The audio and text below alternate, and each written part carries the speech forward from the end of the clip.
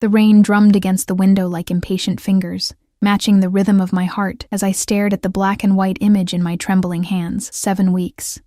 That's what the technician had said before printing out the ultrasound and handing it to me with a smile that didn't quite reach her eyes. 7 weeks pregnant and completely alone.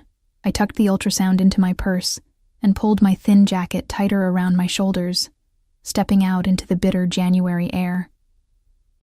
The medical center's automatic doors hissed shut behind me, sealing away the antiseptic smell and fluorescent lights, leaving me exposed on the sidewalk as rain pelted my face and slipped down my collar. My apartment was 15 blocks away. I couldn't afford the bus fare today, not after the copay for the ultrasound. Marco had emptied our joint account 3 weeks ago before disappearing without a trace.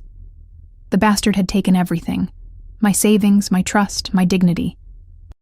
And he'd left me with nothing but mounting bills and this tiny bean-shaped blob on grainy paper that was somehow supposed to be my future. My phone vibrated in my pocket. Mom again, probably. 3rd call today.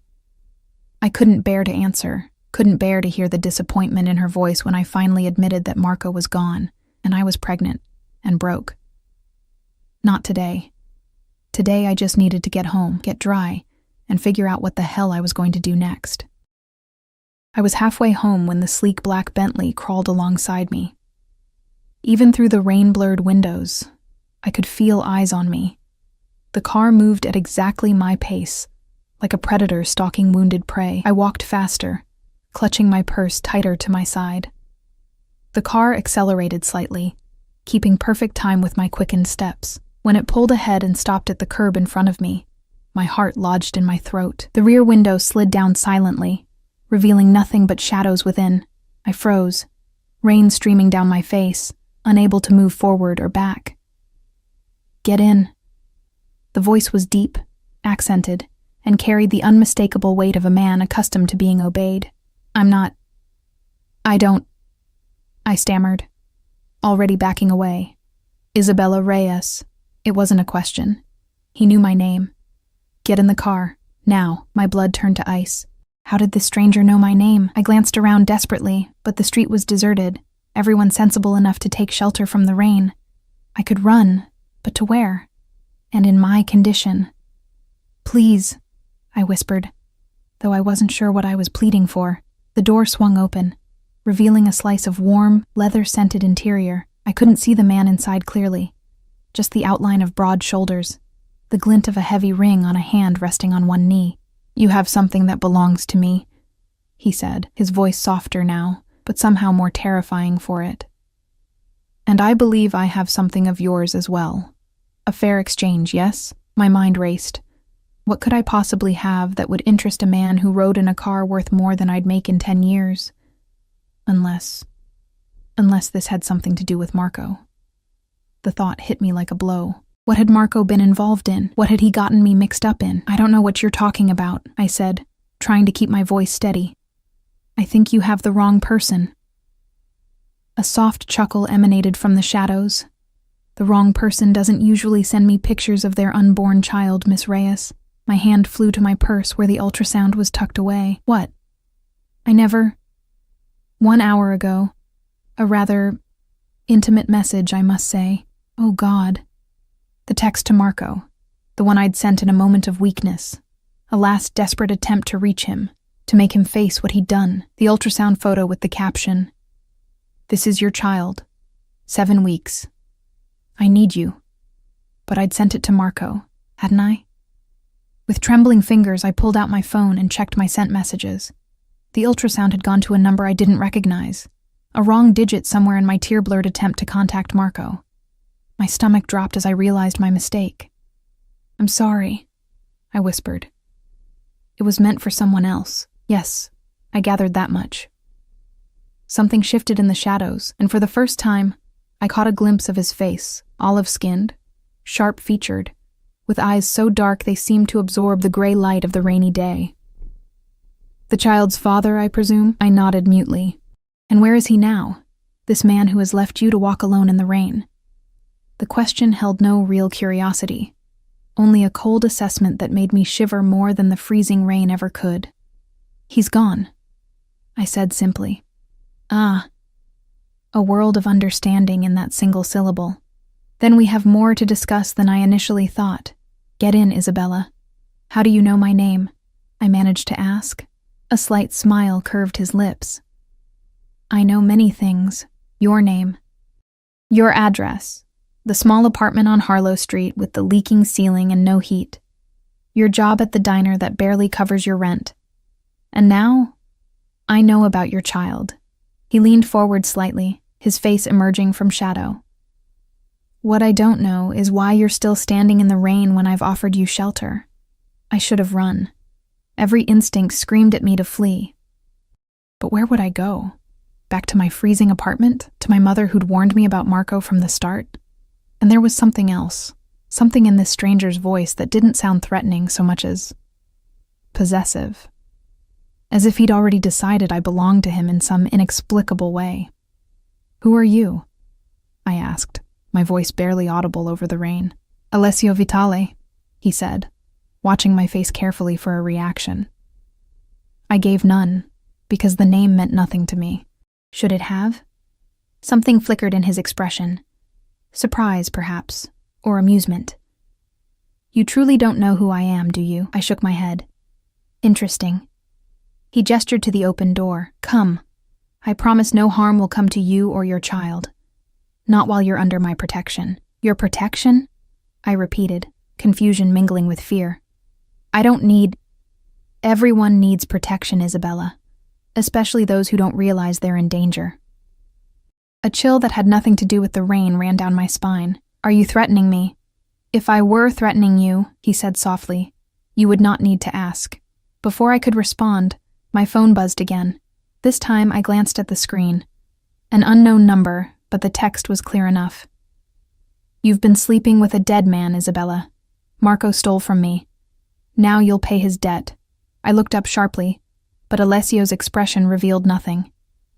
Another message came through. Get in the car, or the next photo I send will be of Marco's body.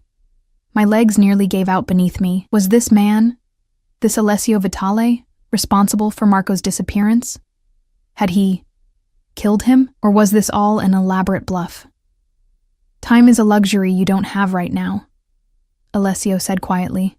There are others looking for you, others who won't be as gentle as I intend to be. As if to punctuate his words, a dark SUV turned the corner at the far end of the street, moving slowly, deliberately. Last chance, Isabella. Alessio extended his hand, large, strong, adorned with that heavy gold ring bearing some kind of crest. Choose. I looked at the approaching SUV, then back at Alessio's outstretched hand, the devil I didn't know versus the devils rapidly approaching, and somewhere in the back of my mind, a small, treacherous voice whispered, he knows about the baby. He offered protection. What choice do you really have? I placed my trembling hand in his. His fingers closed around mine, warm and dry and impossibly strong. Wise choice, he murmured, pulling me into the car with surprising gentleness. The door closed behind me with a soft, expensive thud, sealing me into a cocoon of warm leather and sandalwood cologne. As the car pulled smoothly away from the curb, I caught a glimpse of the SUV accelerating. Who are they? I asked, watching the SUV grow smaller in the rear window.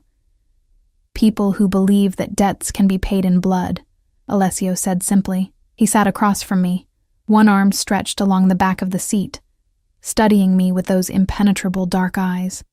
You're Marco. He took something very valuable from some very dangerous people. And you? I whispered. Are you one of those dangerous people? His smile was slow, predatory, utterly without warmth. I'm much worse, Isabella. I'm the man they answer to. As the realization of what that meant washed over me, as I understood exactly whose car I had just entered, my phone buzzed one final time. The message contained just 3 words, you're mine now. I looked up to find Alessio watching me, his expression unreadable. He hadn't touched his phone. This message had come from someone else. Someone who knew I was with him. Someone who was watching. Where are you taking me? I asked, my voice trembling despite my efforts to remain calm. Somewhere safe, he replied. Somewhere no one will find you until I decide what to do with you and that child you carry. The car accelerated, carrying me away from everything I'd ever known and into the arms of a man who collected debts in blood. And all because of one misdirected text. The Bentley glided through the rain-slicked streets, turning away from my neighborhood and toward the wealthy district I rarely had reason to visit. Alessio hadn't spoken since his ominous declaration, content to watch me with those unnervingly calm eyes, while I clutched my purse to my chest like a shield. When the car phone rang, he answered with a single word. Yes. A rapid stream of Italian followed from the other end, too fast for me to catch any words with my high school language classes from years ago. Whatever the caller said made Alessio's expression harden, the muscle in his jaw tightening visibly. Change of plans, he said, his accent thickening with what I sensed was controlled anger. Prepare the helicopter. We leave in 20 minutes. Helicopter? My stomach lurched with something beyond morning sickness. Where was he planning to take me? Please, I said, hating the tremor in my voice. I don't understand any of this. What did Marco take from you? Whatever it is, I don't have it. Alessio's gaze sharpened. You truly don't know? I shook my head, fighting back tears of frustration. I haven't seen Marco in 3 weeks. He cleared out our bank account and disappeared. That's all I know. And yet you still try to contact him. Heat crept into my cheeks. He's the father of my child, a child he clearly has no interest in. Alessio observed coldly. The truth of his words stung, but I lifted my chin. That's between Marco and me. No, Isabella, not anymore. He leaned forward, close enough that I could smell the subtle notes of his cologne, something expensive and complex that made my head swim. Marco Delgado stole $2 million from my organization. Money that was meant to complete a very important transaction. The air left my lungs in a rush. $2 million. That's impossible. Marco was a bartender, among other things. Alessio's smile didn't reach his eyes. Your lover had many talents. Theft, deception. He was particularly skilled at making women believe in him. I don't believe you, I whispered. But even as the words left my mouth, doubt crept in. Marco's unexplained absences. The cash he sometimes brought home, the late-night phone calls he took in the bathroom with the shower running. You see it now, don't you? Alessio said softly. The signs were there all along. The car slowed, turning through an ornate gate into a private drive. Through the rain-streaked windows, I caught glimpses of manicured grounds surrounding a modern mansion of glass and stone. Security cameras tracked our approach, and men in dark suits appeared as the car stopped under a covered entrance. We have very little time, Alessio said, checking his watch. A sleek timepiece that probably cost more than my yearly rent. My enemies have discovered my interest in you. That makes you a target. Your enemies? I repeated numbly. The men in the SUV. They work for the Moretti family. They believe that because Marco stole from me while working under their protection, they're entitled to claim you as compensation. My blood ran cold. Claim me? I'm not property to be claimed. In their world? In my world. Everything has a price. His eyes moved deliberately to my still flat stomach. Everyone. One of the suited men opened Alessio's door, speaking rapidly in Italian. Alessio responded with a sharp command before turning back to me. Come, quickly. When I hesitated, he reached across and grasped my wrist. Not roughly, but with unmistakable authority. Isabella, I can protect you and your child, but only if you cooperate. The choice is yours, but understand this. If you walk away now, you won't make it to the end of the driveway. I looked past him to where another dark SUV had pulled up at the gate. Even from this distance, I could see men with guns emerging from the vehicle. Why? I asked, my voice barely audible. Why would you protect me? I'm nothing to you. Something flickered in Alessio's eyes. An emotion I couldn't name. You sent me a picture of your unborn child, he said, as if that explained everything. In my world, that creates a certain responsibility. Before I could question this cryptic statement, he pulled me from the car and into the shelter of his body. He was tall, taller than I'd realized in the confines of the Bentley, and moved with the fluid grace of a predator, guiding me through the mansion's towering entryway and into a sunken living room with floor-to-ceiling windows overlooking the stormy bay. Gather only what's necessary, he instructed a slim woman in a tailored suit who appeared silently at his side. We leave in 10 minutes. Yes, sir, she replied, then disappeared as quickly as she'd come. Where are you taking me? I demanded, finally finding my voice. My island, Alessio replied, crossing to a bar of gleaming marble and pouring himself a measure of amber liquid. It's the only place I can guarantee your safety right now. Your island, I repeated flatly. Of course, because you have an island. The corner of his mouth twitched, almost a smile. Several, actually. A distant popping sound drew his attention to the windows. Even I recognized the sound of gunfire.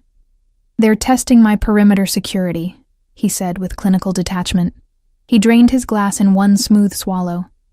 Sooner than I expected. Maria. The woman in the suit reappeared instantly. Sir? We move now. Is the doctor aboard? Yes, sir. Everything is prepared. Doctor? My hand instinctively went to my stomach.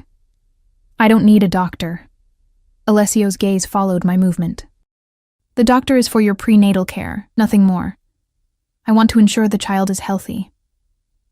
Why do you care about my baby? The question burst from me, fueled by fear and confusion. Because Marco doesn't, he answered simply, and that makes it my responsibility. More gunfire sounded, closer now. Alessio moved toward me with fluid grace, taking my elbow. Time to go, Isabella.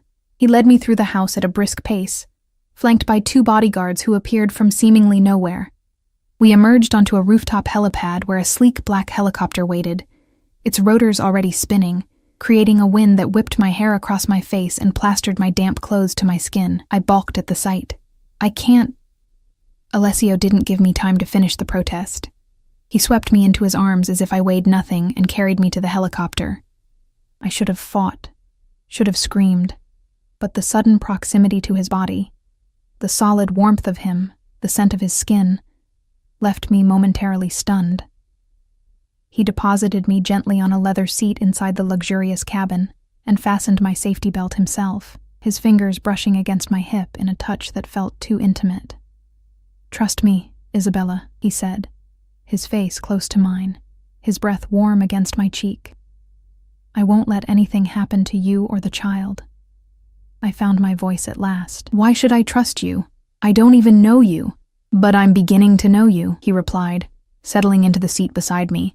And I protect what's mine. Before I could process the possessive claim in those words, the helicopter lifted off. Through the window, I saw muzzle flashes from the trees surrounding the property, men with guns firing upward as we rose into the stormy sky. They're shooting at us, I gasped, instinctively curling forward to protect my stomach. Alessio's hand came to rest on the back of my neck, a steadying touch that sent an inappropriate shiver down my spine despite my terror. This helicopter is bulletproof, he said calmly, and those men are already dead. As if to confirm his words, I saw his security team emerging from the house, automatic weapons raised. I turned away before I could witness what happened next. How deep was Marco involved with you? I asked, needing to fill the silence with something other than the implications of Alessio's casual reference to death. He worked for the Moretti family, not directly for me, Alessio replied, his thumb moving in small circles at the base of my skull. I should have pulled away from the intimate gesture, but the gentle pressure was somehow calming my frayed nerves. He was their accountant, of sorts, handled certain financial transactions. Money laundering, I translated flatly. Alessio inclined his head, neither confirming nor denying. And he stole from you. He diverted funds meant for a shipment I was expecting. Without those funds, the shipment was seized, the merchandise lost. His expression darkened. The men responsible for the shipment were also lost. I swallowed hard, understanding the euphemism all too well. Did you kill him, Marco? Not yet. His eyes met mine, fathomless and cold. But I will find him, Isabella. And when I do, his fate depends largely on you. On me? I don't have your money. No, but you have something far more valuable to me now. His gaze dropped to my stomach again, and something possessive and hungry flashed in his eyes. You carry the child of a man who betrayed me. In the old ways, that child would be mine by right, to raise as my own, or to eliminate as I saw fit. My blood froze. You wouldn't hurt a baby. No, he agreed, his voice softening. I wouldn't, which leaves only one option, doesn't it? The implication hung in the air between us as the helicopter banked over the turbulent gray waters of the bay. In the distance, I could see an island emerging from the mist, a rugged landmass dominated by a sprawling stone structure that looked more like a fortress than a home. That can't be legal, I whispered. You can't just claim someone else's child. Legal. Alessio actually laughed, a sound so unexpected it startled me. Isabella, I think you're beginning to understand very little of what I do operates within the bounds of conventional law. The helicopter began its descent toward a pad adjacent to the fortress. What about what I want? I asked, desperation edging into my voice. Don't I have any say in this? Alessio studied me for a long moment, his expression unreadable. Of course you do. You have choices, Isabella. They're simply limited by the reality of your situation, which is that you're carrying a child whose father has disappeared after stealing from one of the most dangerous men in the country, that there are people who would harm you and that child to get to me, and that I am now the only thing standing between you and those people. His hand moved from my neck to cup my cheek, the gesture almost tender. So yes, you have choices, but only one if you want to live. The helicopter touched down with barely a shudder.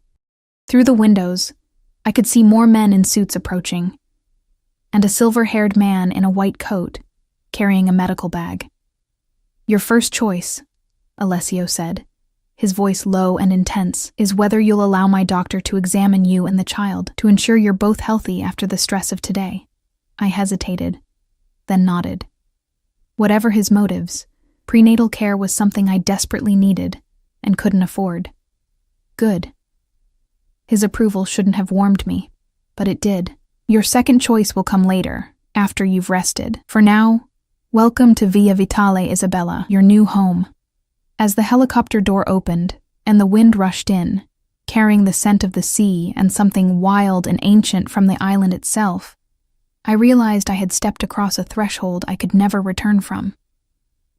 All because of one misdirected message, a digital mistake that had delivered me directly into the hands of a man who collected debts in blood, and now, apparently, in children. The doctor, Dr. Rossi, as Alessio introduced him, was professionally detached as he examined me in a room that looked more like a luxury spa than a medical facility. He confirmed what I already knew. I was 7 weeks pregnant, the baby appeared healthy, and I was severely anemic and underweight.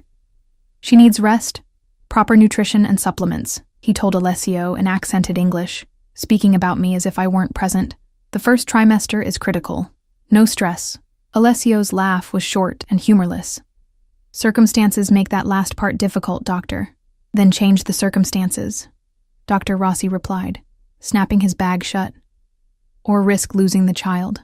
Something dark flickered across Alessio's face, a flash of emotion so raw it startled me. For a moment, I glimpsed something beneath his controlled exterior, something wounded and dangerous. Leave us, he commanded, and the doctor departed without another word. When we were alone, Alessio approached the examination table where I still sat, draped in a silk robe someone had provided to replace my damp clothes. You haven't been taking care of yourself, he said, his voice low with disapproval. I bristled at his tone. I've been a little preoccupied with suddenly being broke and pregnant and alone. You're not alone now. He moved closer, his presence filling the room, making it difficult to breathe. And you'll never worry about money again. At what cost? I whispered. That depends on you. He reached out, his fingers hovering near my cheek without quite touching me. Cooperate, and you'll find I can be generous. Defy me, and... He let the threat hang unfinished in the air between us. I need to rest, I said, pulling the robe tighter around me. The doctor said, yes, of course. He stepped back, his expression smoothing into polite concern. Maria will show you to your quarters. Dinner will be at 8. I expect you to join me. It wasn't a request. Maria, the same efficient woman from the mainland house, led me through stone corridors that felt centuries old, though they were fitted with state-of-the-art security cameras at regular intervals. We climbed a sweeping staircase to the east wing, where she unlocked an ornate wooden door and gestured me inside. "Your suite, Miss Reyes. Mr. Vitale had it prepared for you." The suite was larger than my entire apartment, with a canopied bed that could have slept four, a sitting area with a fireplace already crackling with warmth, and floor-to-ceiling windows overlooking a turbulent sea. A bathroom of gleaming marble featured a sunken tub big enough to swim in. In a connected dressing room, I found closets filled with clothing, all in my size, all with designer labels I'd only seen in magazines. "How did he?" I began, fingering the sleeve of a cashmere sweater that probably cost more than my monthly rent. "Mr. Vitale is thorough," Maria replied simply. "There's a panic button by the bed if you need anything. Dinner is at 8 sharp. Mr. Vitale does not tolerate lateness." With that, she left, and I heard the soft but unmistakable click of a lock engaging. I was a prisoner in a gilded cage. I spent the next hours exploring my luxurious prison, searching for weaknesses, escape routes, anything that might give me an advantage. The windows were bulletproof and didn't open. The door was solid oak reinforced with steel. The panic button by the bed seemed to be the only way to communicate with the outside world. At precisely 7:45, Maria returned to escort me to dinner. I'd selected the plainest outfit I could find from the obscenely expensive wardrobe, black trousers and a simple blue blouse. But even these bore labels I recognized from fashion magazines. "Mr. Vitale prefers dresses for dinner," Maria observed with a disapproving glance at my ensemble. "Mr. Vitale doesn't dictate my wardrobe," I replied, lifting my chin. A ghost of a smile touched her lips. "As you wish." She led me down to a formal dining room dominated by a table that could have seated 20, though only 2 places were set, one at the head and one to the right. Candles flickered in silver holders, casting dancing shadows on stone walls, hung with paintings I suspected were priceless originals. Alessio was already there, standing by a window with a glass of wine, looking out at the storm that still raged across the island. He'd changed into a charcoal suit that fit his broad shoulders like it had been poured onto him, making him look even more imposing than before. He turned as we entered, his eyes moving over me in a slow, deliberate appraisal that made my skin prickle with awareness. "I see you're making yourself comfortable," he said, nodding to Maria, who withdrew silently, closing the heavy doors behind her. "As comfortable as one can be as a prisoner," I replied. "Guest," he corrected, moving to pull out my chair. "A highly valued one." I sat, if only because my legs felt suddenly unsteady beneath that penetrating gaze. "A guest who can't leave, for your own protection." He took his seat at the head of the table, close enough that I could smell his cologne, that same intoxicating blend of sandalwood and something darker that made my pulse quicken despite my fear. Servants appeared with the first course, some kind of delicate seafood dish I couldn't identify. I hadn't realized how hungry I was until the aroma hit me, and I had to force myself not to fall on the food like a starving animal. "Eat," Alessio said, watching me with those unnervingly perceptive eyes. "The doctor said you're undernourished." I took a bite, unable to suppress a small sound of pleasure as the flavors exploded on my tongue. Alessio's eyes darkened at the sound, his fingers tightening almost imperceptibly around his wine glass. "Tell me about Marco," he said after I'd eaten several bites. "How did you meet?" I set down my fork, suddenly wary. "Why do you want to know?" "Because I need to understand what kind of man would abandon his child." His tone was conversational, but I sensed the dangerous undercurrent. "And what kind of woman would still try to contact him afterward?" Anger flared in my chest. "You don't know anything about me." "I know more than you think," Isabella Marie Reyes, 26 years old, born in Chicago to Maria Reyes, father unknown. Graduated with honors from state, but couldn't afford to continue to your master's degree in education. Worked 3 jobs to support yourself and help your mother with her medical bills until she passed 2 years ago. His recitation of my life was clinical, detached. "You met Marco Delgado 9 months ago when he started bartending at the restaurant where you wait tables. Moved in with him after just 2 months. A reckless decision, wouldn't you say?" The intimate details of my life laid bare like this made me feel violated, exposed. "Have you been stalking me?" "I've been researching you," he corrected. A necessary precaution, given the circumstances. You mean given that I accidentally texted you an ultrasound picture? I shook my head in disbelief. Most people would have just ignored it, or replied wrong number. I'm not most people, Isabella. Clearly, I muttered, taking a sip of water. To answer your question, I met Marco at work. He was charming, attentive, made me feel special. The admission tasted bitter now. I thought he loved me. Love, Alessio repeated, as if testing an unfamiliar concept. And do you still love him, this man who abandoned you and his child? I stared down at my plate, the question piercing something tender and unhealed inside me. I don't know what I feel anymore. You texted him the ultrasound, Alessio pointed out. That suggests some lingering attachment. I wanted him to know, I said quietly. To feel something.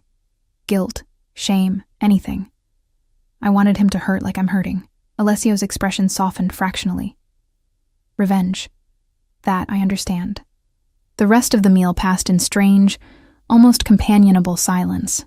The food was exquisite, each course more tempting than the last, but I couldn't fully enjoy it with Alessio's eyes on me, watching every bite, every swallow, every flicker of expression on my face. After dessert, a chocolate confection that made me momentarily forget my circumstances, he led me to a library where a fire crackled in a massive stone hearth. Rain lashed against leaded glass windows, and lightning occasionally illuminated the tumultuous sea beyond.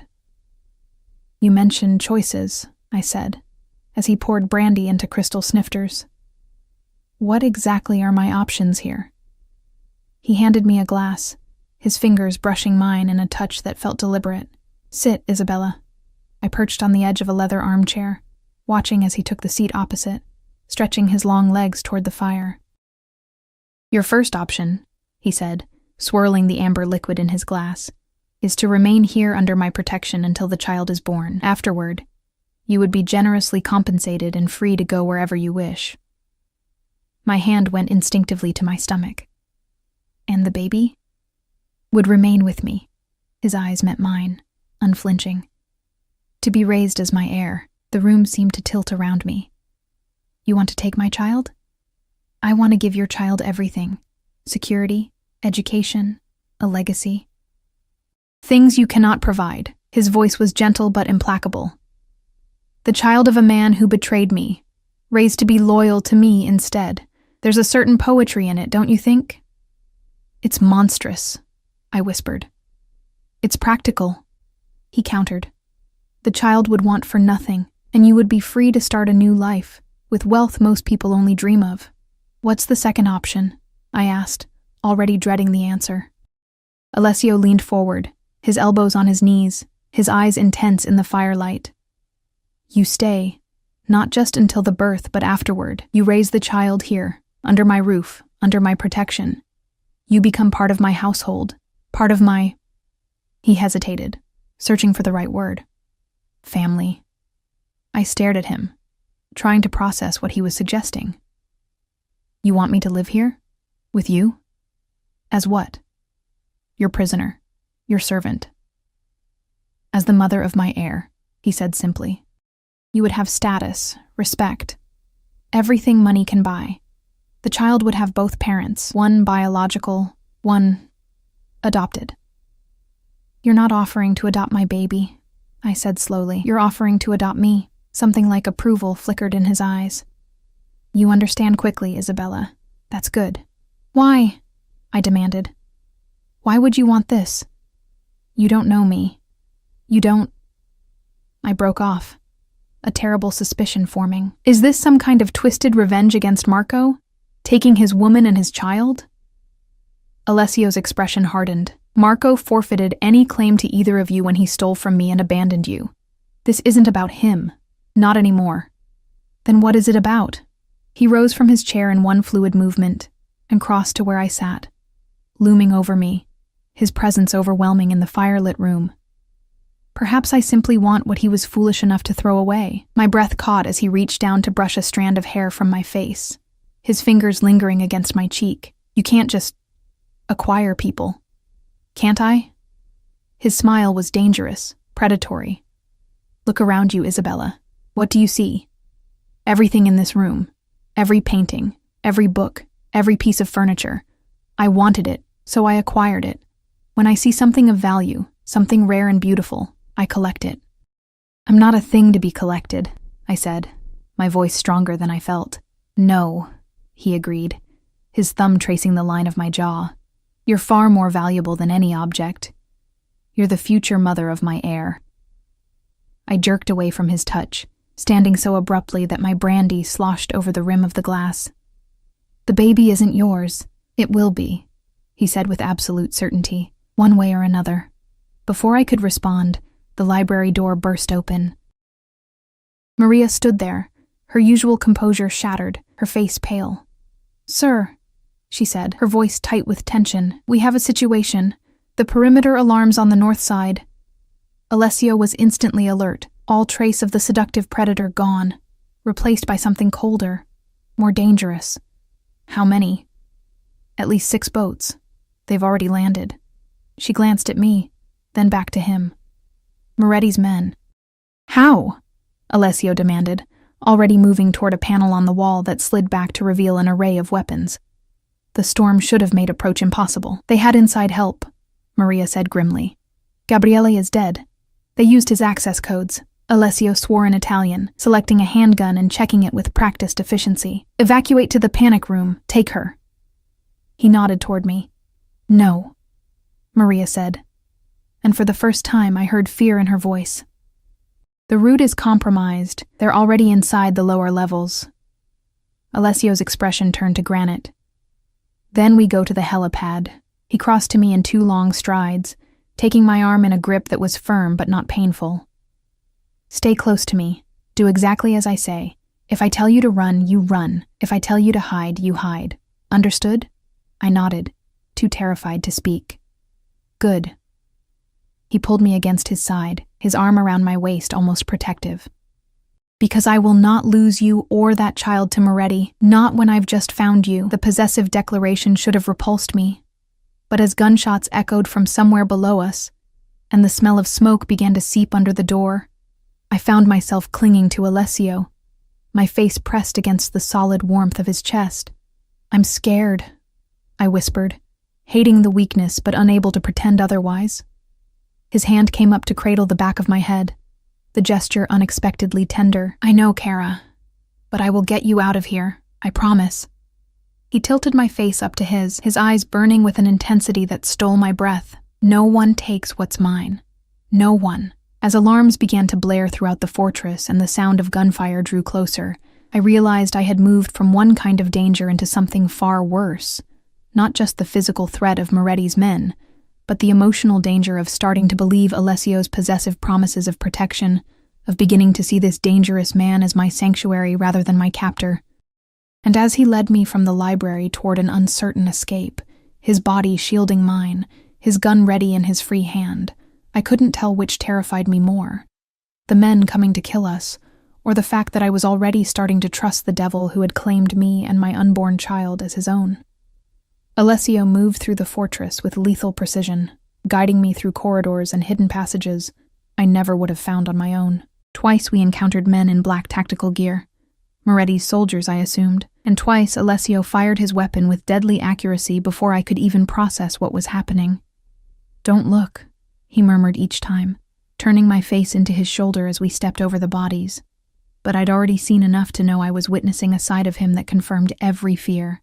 Alessio Vitale was a killer, capable of taking lives without hesitation or remorse. Yet those same hands that dealt death so efficiently held me with surprising gentleness. His body constantly positioned between me and danger. The contradiction made my head spin. Or perhaps that was the smoke now filling the corridors, acrid and thick. They've set fires to flush us out, Alessio explained, his voice tight with controlled rage. Destroying priceless art and centuries of history for a vendetta. We reached a narrow spiral staircase, hidden behind a tapestry that Alessio activated with a hidden switch. This leads to the North Tower. The secondary helipad is there. As we climbed, the sounds of fighting echoed throughout the stone fortress. Gunshots, shouted commands in Italian, the distant wail of what might have been a wounded man. I tried not to think about the people dying below us, Alessio's staff and security, People like Maria who had shown me only courtesy. "What about your people?" I asked, breathless from the climb and from fear. "They knew the risks when they entered my service." Alessio replied, his voice hard. "Their families will be compensated." The cold calculation in his tone chilled me. This was a man who measured everything in terms of debts and payments, even human lives. We emerged onto a small landing near the top of the tower. Rain lashed through narrow windows, soaking us as Alessio keyed a code into a metal door. It swung open to reveal a rooftop helipad, but no helicopter. "Where is it?" I gasped, rain plastering my hair to my face, the wind nearly knocking me off my feet. Alessio's expression was thunderous as he pulled me back inside, slamming the door. "They've either destroyed it, or the pilot betrayed us. What do we do now?" I had to shout over a sudden explosion that rocked the fortress, sending dust and small stones raining down from the ceiling. "We have one option left." Alessio checked his weapon, then reached inside his jacket and withdrew a second, smaller gun. "Take this." I stared at the pistol he was offering, my hands refusing to move. "I can't, I've never—" "It's already loaded. Safety's off. Point and pull the trigger." When I still hesitated, his voice softened. "Isabella, I hope you won't need it. But if something happens to me, you'll need to protect yourself and the child." Trembling, I took the gun. It was heavier than I expected, cold and deadly in my inexperienced hand. "Good. Now stay close." He pulled me back toward the spiral staircase, but instead of descending, he continued upward, to the very top of the tower, where another, smaller door awaited. This one he unlocked with an actual key from his pocket. Beyond it lay a small circular room with windows on all sides, offering a panoramic view of the island and the churning sea beyond. The room was spartanly furnished. Just a communications console, a small cot, and what looked like emergency supplies. "Observation post," Alessio explained, moving immediately to the console and punching in a series of codes. "And our last resort." A static-filled voice responded in Italian. Alessio replied rapidly, his tone commanding. Whatever he said must have worked, because relief flashed briefly across his face before his mask of control returned. "Help is coming," he told me, moving to the windows to scan the grounds below. "But we have to hold this position for 20 minutes. I joined him, following his gaze to where armed men were swarming the courtyard, surrounding the main entrance to the tower. Flames licked at the windows of the east wing, where my suite had been. The beautiful fortress was being systematically destroyed. "Who are they?" I asked, watching one man direct the others with sharp hand gestures. "Why do they hate you so much?" "The Moretti family has been rivals with the Vitalis for generations," Alessio said, his eyes never leaving the scene below. "But this isn't just about old blood feuds. This is business. When Marco stole my money and the shipment was seized, the Morettis lost face. Their territory was encroached upon by smaller organizations who sensed weakness. Antonio Moretti, the man down there, lost his eldest son in the resulting conflict. I swallowed hard. And he blames you." "With some justification," Alessio admitted. "I should have verified Marco's loyalty more thoroughly before entrusting him with such a significant transaction." The casual acknowledgement that he shared responsibility for deaths and destruction was somehow more disturbing than if he'd denied all culpability. "And now?" "Now Antonio wants blood. Mine, specifically." Alessio's gaze shifted to me, to my stomach, and anything else I might value. The implication was clear. If Moretti's men found me, my death would be a means to hurt Alessio. My baby's death would be a bonus. A bullet shattered one of the windows, sending glass spraying across the room. Alessio shoved me down behind the console, covering my body with his as more shots followed. "They've spotted us," he said grimly. "And they have a sniper." Another shot, another window destroyed. Rain and wind whipped into the room, soaking us as we huddled behind the inadequate shelter of the metal console. 18 minutes, Alessio muttered, checking his watch. "We need to hold them off for 18 minutes. "Then what?" I asked, my teeth chattering from cold and fear. "Then we either escape or die trying." He met my eyes, and for the first time, I saw something like regret in his gaze. "I'm sorry, Isabella. I never intended to draw you into this war." "You kidnapped me!" I reminded him, anger momentarily overriding fear. I protected you, he corrected. If I'd left you on that street, Moretti's men would have found you within hours. What they would have done to you, he broke off, his jaw tightening. Death would have been a mercy. Before I could respond, the door to the observation room burst open. Alessio fired in one fluid motion, dropping the first man through, but a second followed immediately, firing wildly.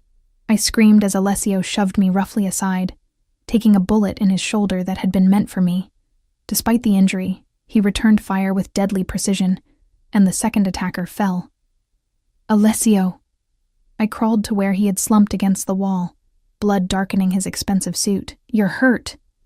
It's nothing, he growled, though his face had gone pale beneath his olive complexion. Just a graze. It was clearly more than a graze, but I didn't argue. Instead, I tore a strip from the bottom of my blouse and pressed it against the wound, trying to staunch the bleeding. Why did you do that? I demanded, fear making my voice sharp. Why take a bullet for me? His eyes met mine, dark with pain, but also with something else, something possessive and determined. Because you carry the future, Isabella. My future. The baby, I whispered, understanding at last. That's all this has ever been about. You want my child. Not just the child, Alessio said, his blood-stained hand coming up to cup my cheek. You. Both of you. Confusion washed over me. But why? You said yourself, Marco betrayed you. This baby is his. Why would you want?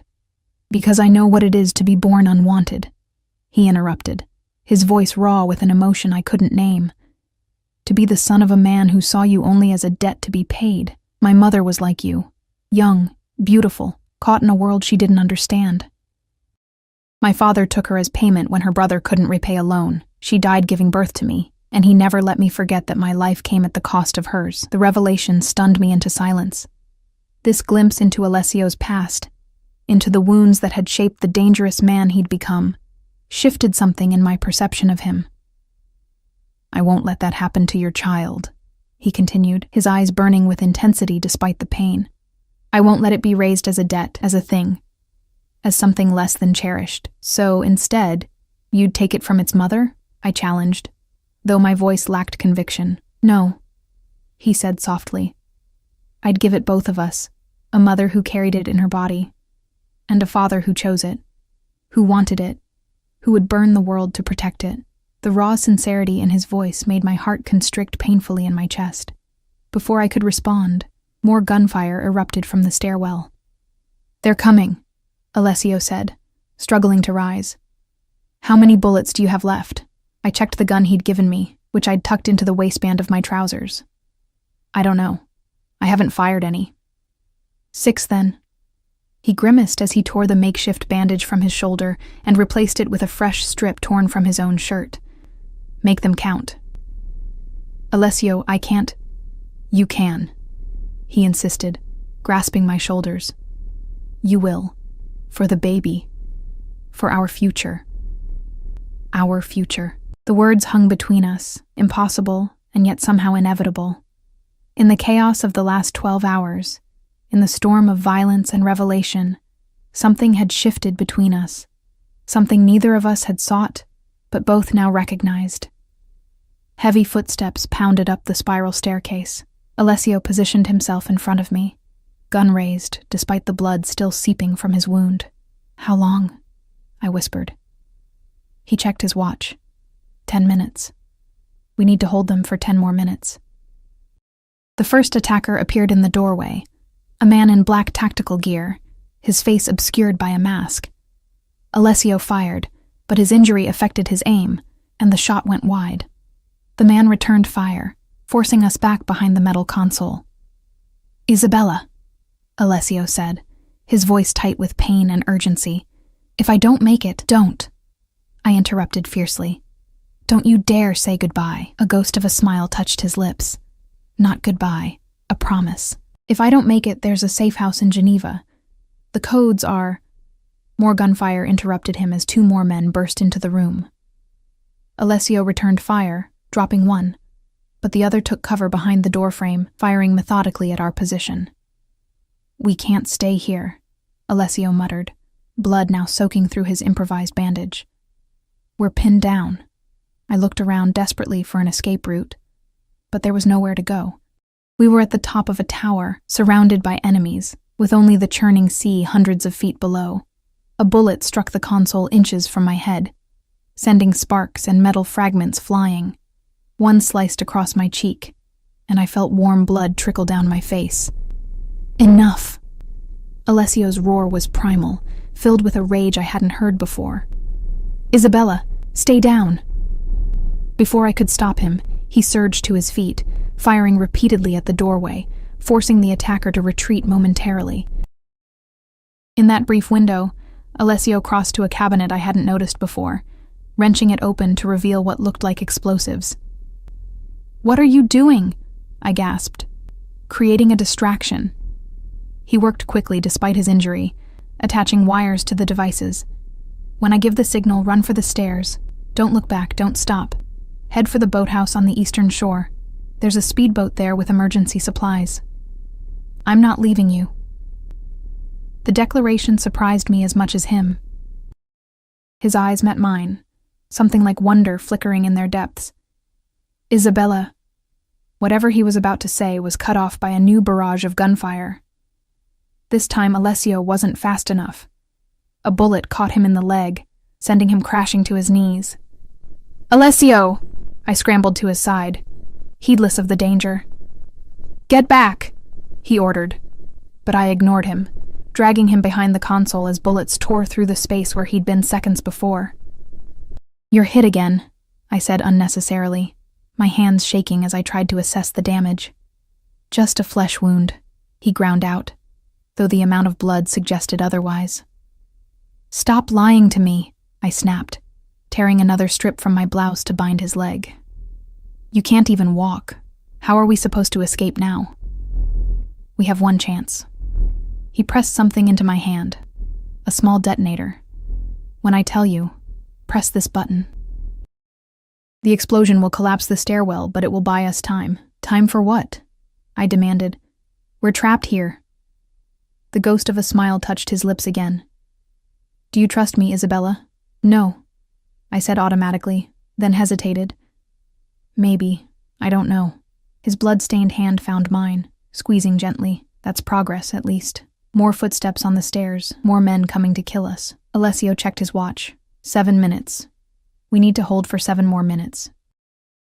Until what? As if in answer, a distant sound reached us, the distinctive thump of helicopter rotors. "Our extraction," Alessio said, fresh determination hardening his features. "Help me up." Together we staggered to the shattered windows. Through the driving rain, I could just make out a helicopter approaching from the mainland, flying dangerously low over the turbulent sea. "They'll never be able to land in this," I said, watching the aircraft battle the storm winds. "They don't need to land," Alessio replied. "Just get close enough for extraction." "Extraction?" I repeated numbly. "You mean a rope ladder?" He confirmed. "It's our only way out." Fear clutched at my throat. "I can't do that. I'm pregnant." "You can, and you will," Alessio said, his voice leaving no room for argument. "For the baby. For us." There it was again. That us that shouldn't exist, but somehow did. Forged in blood and fear, and the strange intimacy of shared danger. The gunfire had stopped. In the sudden silence, I could hear men conferring in the stairwell, planning their next assault. "Get ready," Alessio whispered, positioning himself by the window, the detonator in one hand, his gun in the other. "When the helicopter arrives, I'll trigger the explosives.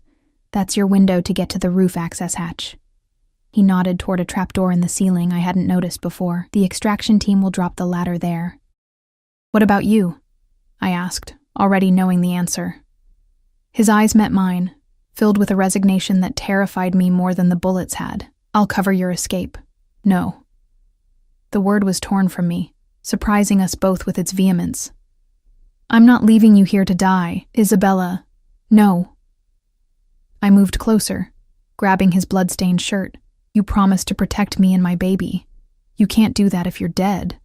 Something shifted in his expression. surprise, then a fierce determination. "You're right," he said softly. "I made a promise." The helicopter was close now, fighting the winds to maintain position near the tower. A spotlight cut through the rain, illuminating the shattered observation room.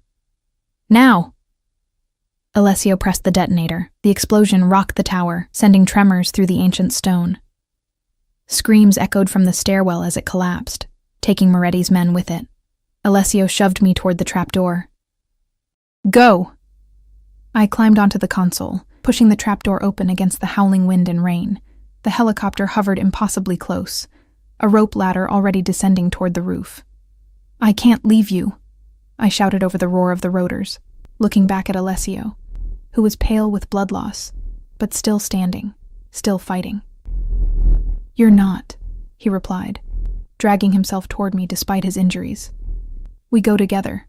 With the last of his strength, he boosted me through the trapdoor onto the rain-lashed roof. I turned immediately to help him, grabbing his arms and pulling with everything I had. Somehow, against all odds, we both made it onto the roof as the tower began to crumble beneath us. The ladder swung wildly in the wind, tantalizingly close but still out of reach. "Jump for it," Alessio shouted in my ear. "I'll be right behind you. Promise me," I demanded, rain and tears mingling on my face. "I promise," he said, and kissed me, a fierce, desperate kiss that tasted of blood and rain and impossible futures. "Now go." I leapt for the ladder, catching it with both hands, clinging desperately as it swung me out over the abyss. Looking back, I saw Alessio poised to jump, but at that moment, a figure appeared through the trapdoor, Antonio Moretti himself, his face contorted with hatred, a gun in his hand. "Alessio!" I screamed as Moretti fired. Alessio staggered but didn't fall. Instead, he turned with preternatural speed and fired his own weapon. Moretti crumpled, but not before getting off one more shot. This time, Alessio fell to his knees at the edge of the crumbling roof. "Jump!" I screamed, one hand outstretched toward him as the helicopter began to pull away, taking me with it.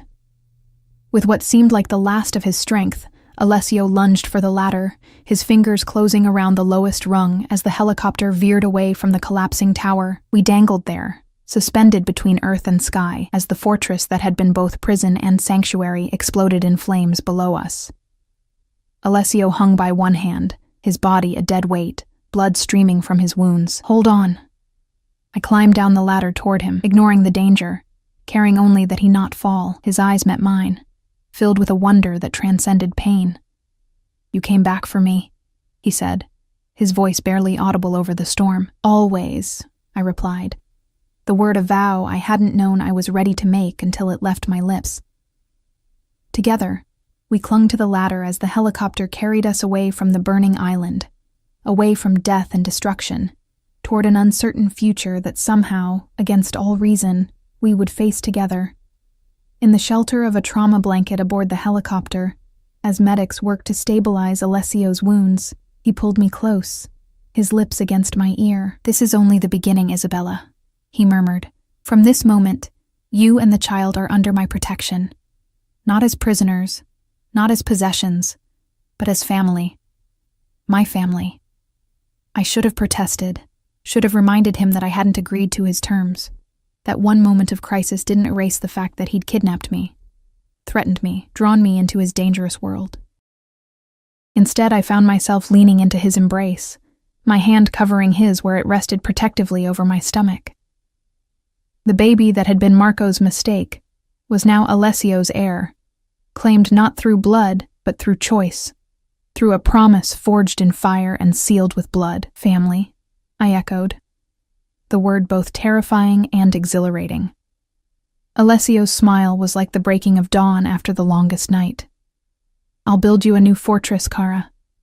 One where no one can reach you. One where you'll both be safe." As the helicopter carried us toward the distant lights of the mainland, I knew that I had crossed a threshold from which there was no return. The life I had known was gone, consumed in the same flames that had devoured Alessio's island fortress. In its place was something new and dangerous and strangely beautiful.